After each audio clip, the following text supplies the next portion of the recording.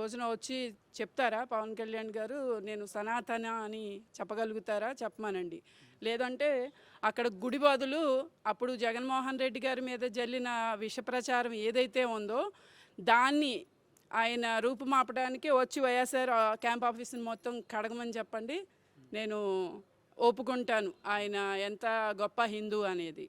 గతంలో 30,000 అమ్మాయి వెళ్ళిపోయారు, వాలంటీర్లు కిడ్నాప్ చేశారు, ట్రాపింగ్ చేశారనేసి ఒక మాట అన్నారు. ఇప్పటికి ఎంతమందిని తీసుకొచ్చారు? అసలు ఈ 2 సంవత్సరాలు అవుతుంది దగ్గరగా. ఇప్పటి వరకు ఎంతమంది అమ్మాయిలు తీసుకొచ్చారు అనుకుంటున్నాను?